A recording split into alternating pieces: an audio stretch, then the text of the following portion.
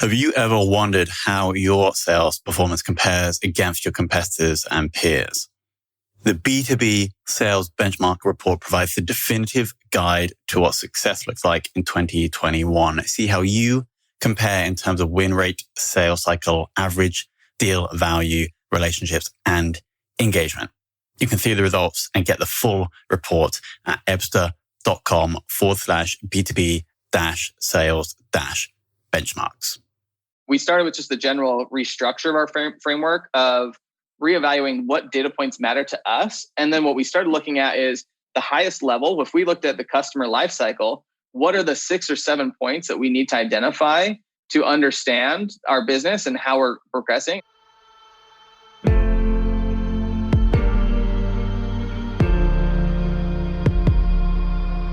This is Sales Ops Demystified, the number one most downloaded podcast in sales operations.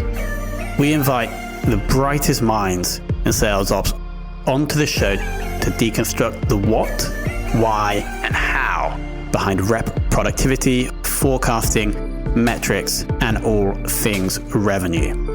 This podcast is brought to you by Ebster, a revenue intelligence platform used to identify risk in the pipeline and score customer engagement, and is sponsored by the Global Sales Operations Association and the UK Revenue Operations Network.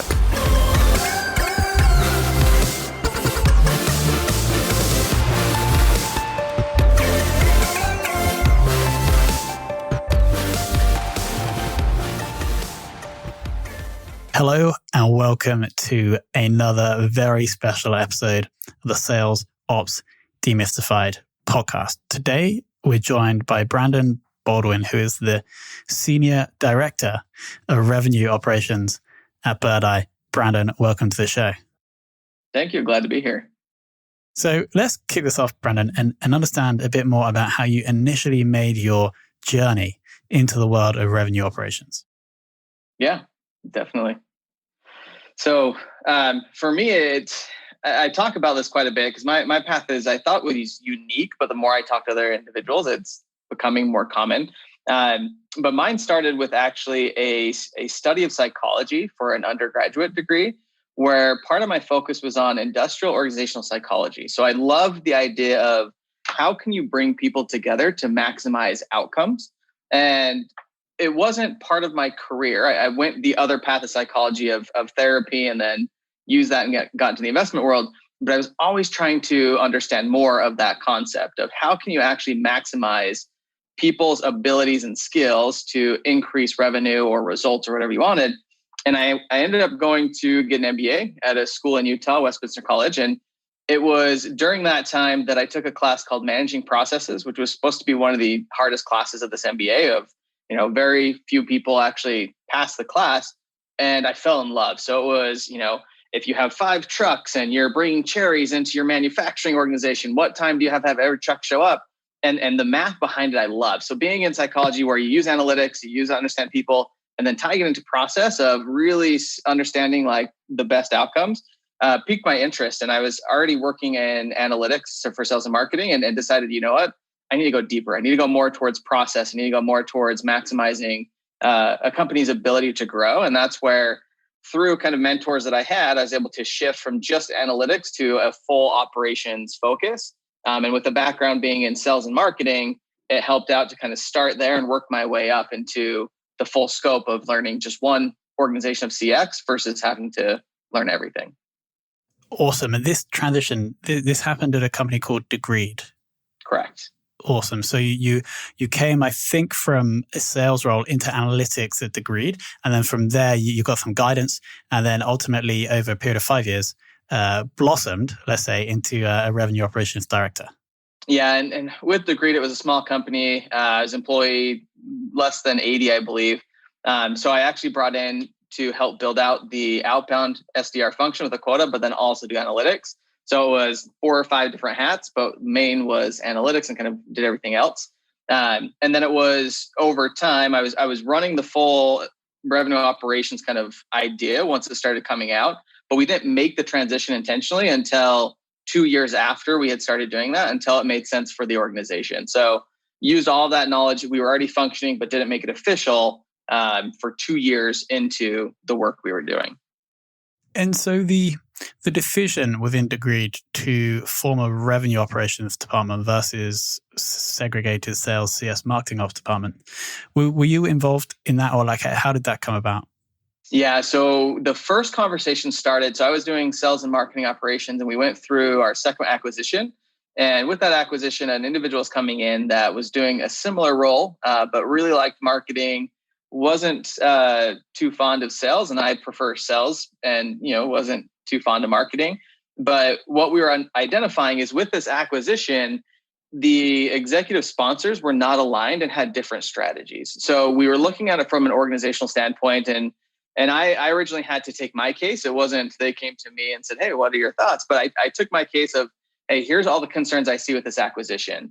Here's what we have to identify," and created this plan, which was the first foundation of revenue operations for us. Of we have to get these executives and these teams on the same strategy, on the same process, on the same alignment.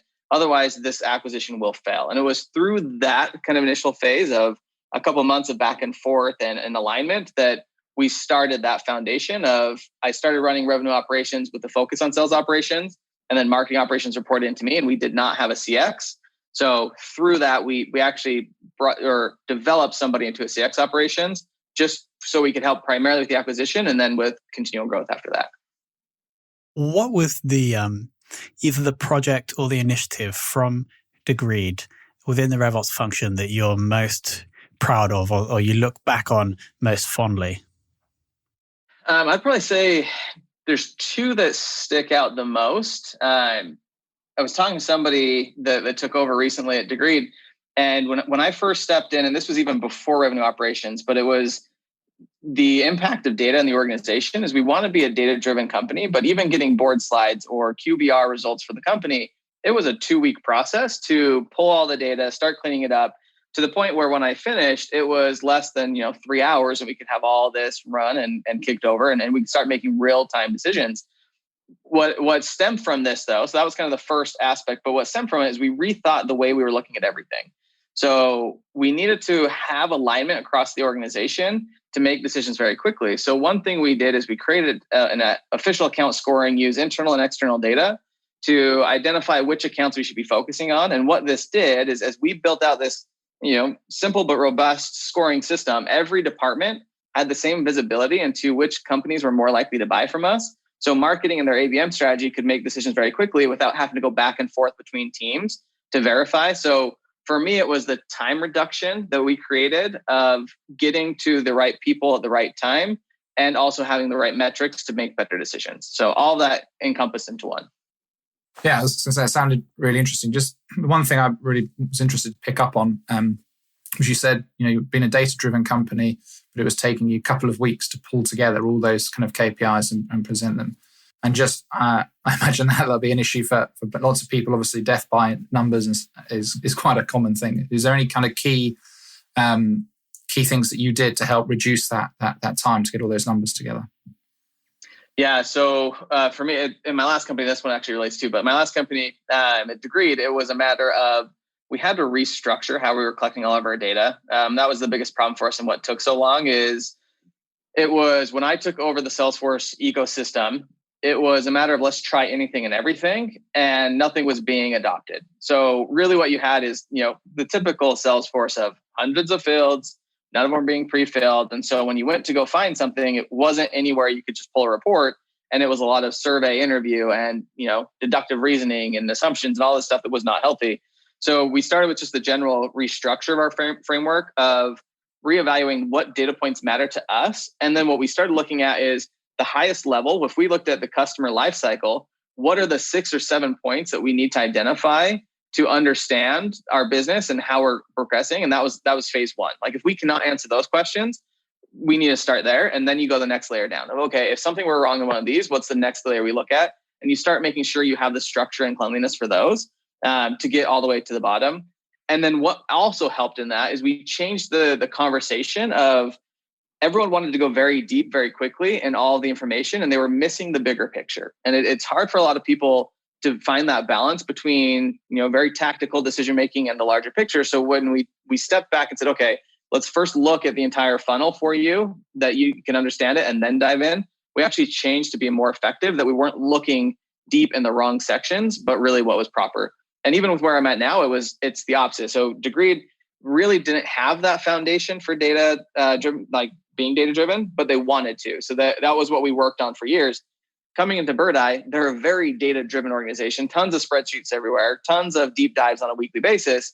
But now it's taking the step back of, are we actually looking at the right thing? And does it make sense? So we're reversing it, saying, okay, great, you guys have been looking deep in the weeds, but if I were to ask you high level, does that really, exist? Do we all abide by it and then work our way back down? Because we're having death by PowerPoint, death by slides every day, just on presentations of analytics that people are running and not producing.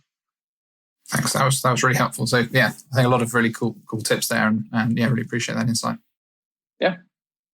To elaborate on the Birdeye presence or the Birdeye revenue operations, could you just share briefly the amount of resources that you guys are responsible for, so the CS reps, the sales reps, if you can share, and then also the structure of the revenue operations team? Yeah. So this one's been interesting. When I was recruited over to Birdeye, they were looking just for sales operations individual at the time. And sales operations, there was an individual in seat, but all the responsibilities of what you typically see in revenue operations was scattered. Engineering on some, finance on some, sales on some, marketing, and it was just everywhere, which means nothing was aligned and everyone was making different decisions.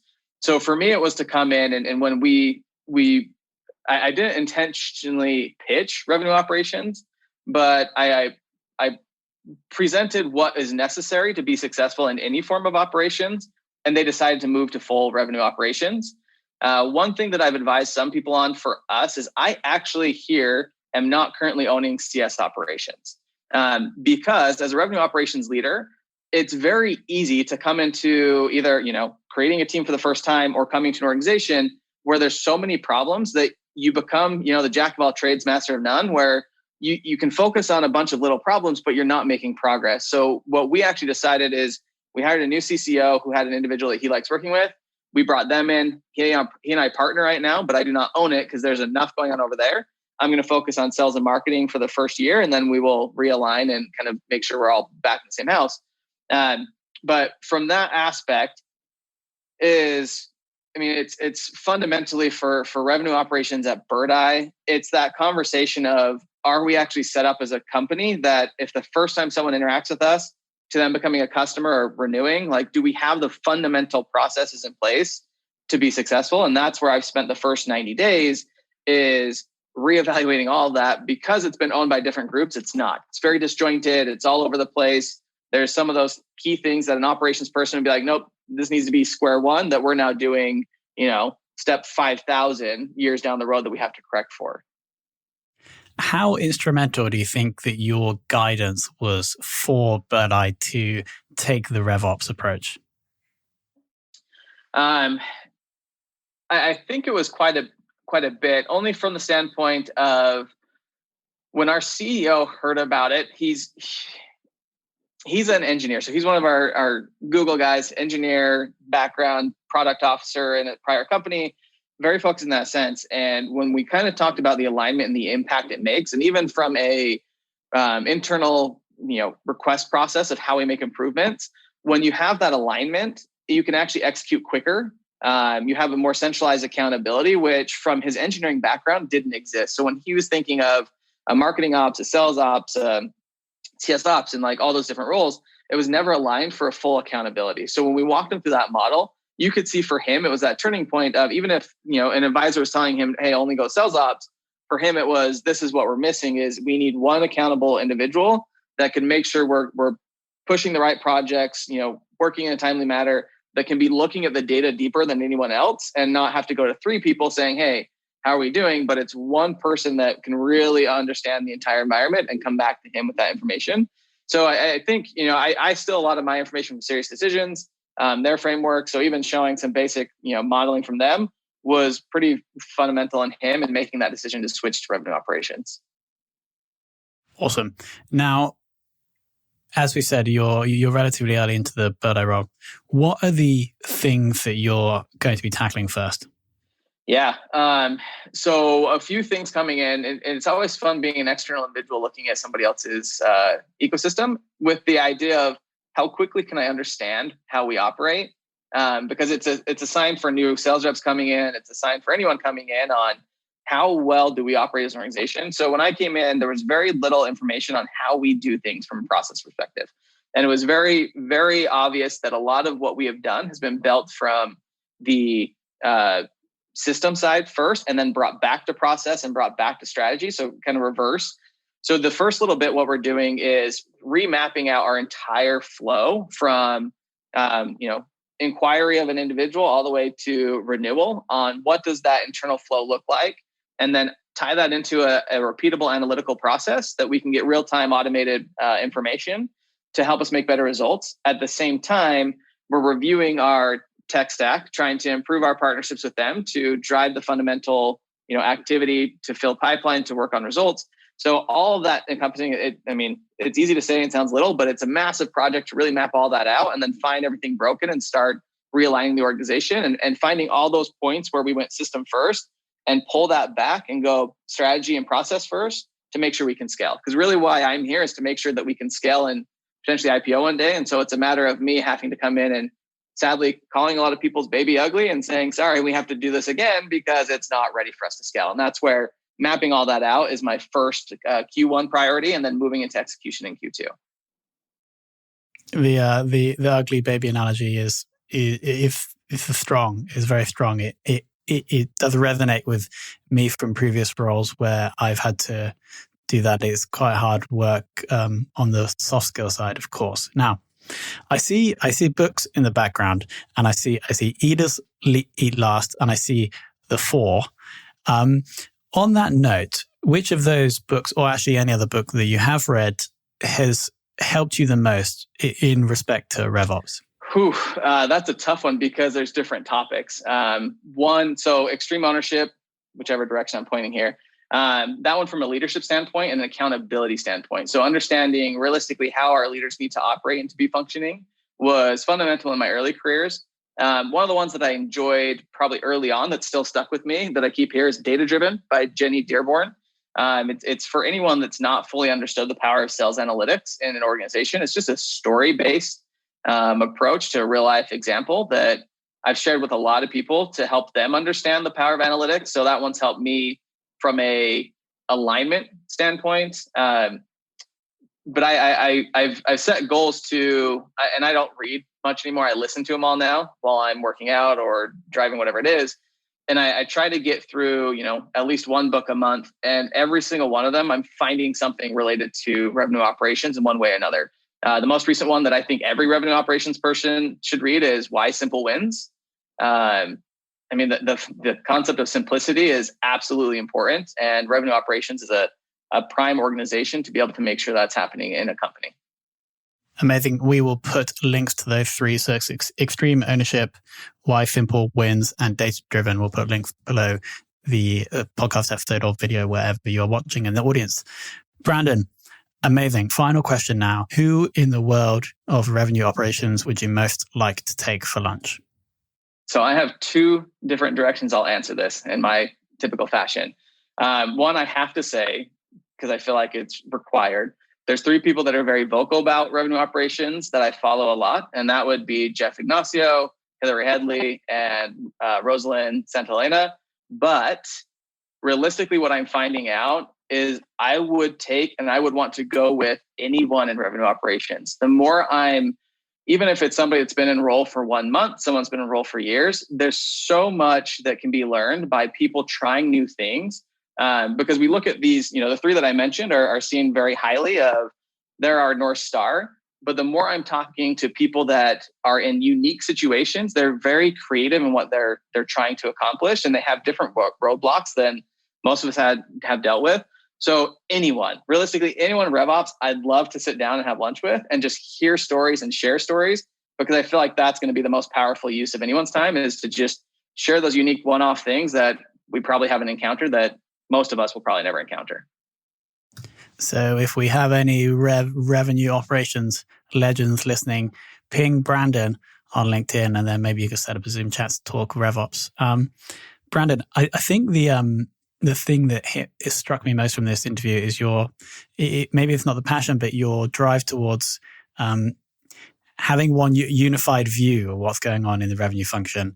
And I think it's quite telling that when you joined Birdeye, that's essentially what happened, kind of based on your recommendations. So I think that's the thing that I'll take away, and I hope the audience will take that away as well. So Branden, with that, thank you so much for coming on. Yeah, thank you. It's a pleasure to be here.